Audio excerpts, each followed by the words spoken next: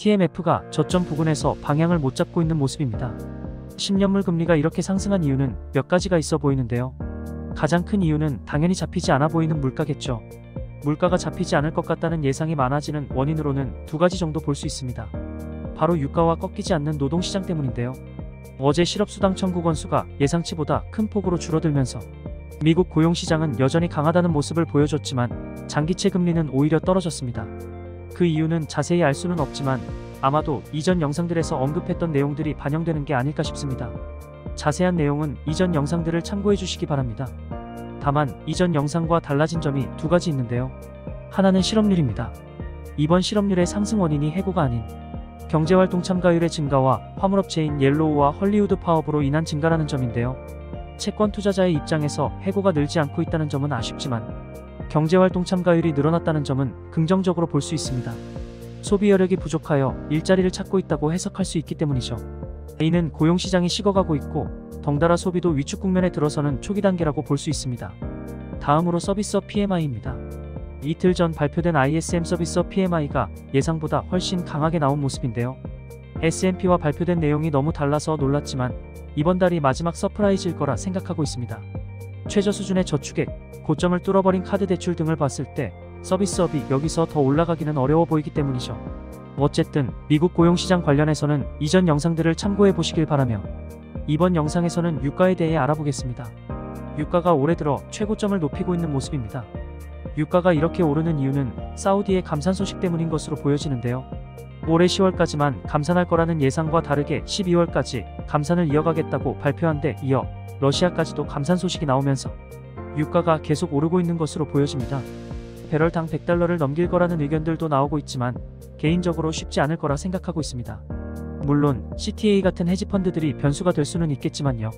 중국과 유럽에서는 이미 경기 침체에 접어든 것으로 보여지는 지표들이 연이어 나오고 있어서 수요가 크게 줄어들 것이며 무엇보다도 바이든 행정부에서 가만히 있지 않을 것이기 때문이죠. 유가 상승은 인플레이션을 유발할 수 있기 때문에 내년 대선을 앞둔 바이든 행정부는 어떻게든 유가를 안정화시킬 것입니다.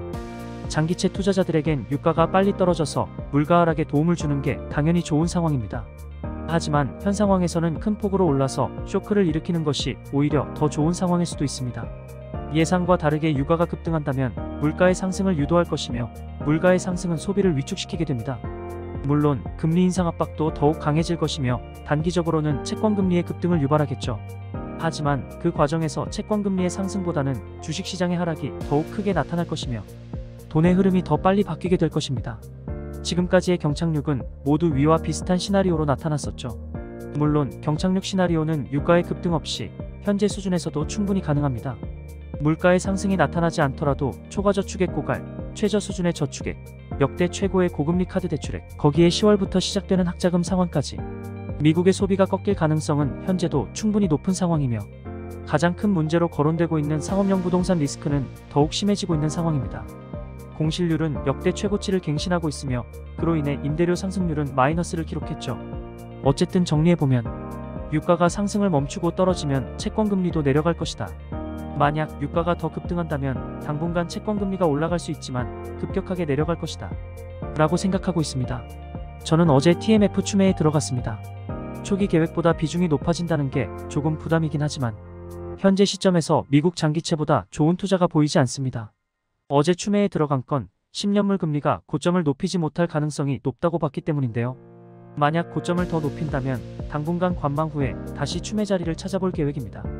확실하게 말씀드릴 수 있는 건 저는 TMF를 손절하지 않을 것입니다. 초기 계획대로 내년 초에는 분명 수익을 볼 거라 예상하고 있고 만약 내년 초에도 손실을 보고 있다면 그 이후에도 수익이 날 때까지 계속 TMF를 들고 있을 겁니다. TMF 투자자분들 포기하지 마시고 다들 힘내시길 바라며 도움이 되는 정보로 계속 돌아오겠습니다. 위 내용이 도움이 되셨다면 구독과 좋아요 부탁드리며 다음 영상에서도 유익한 정보로 돌아오겠습니다. 영상 시청해주셔서 감사합니다.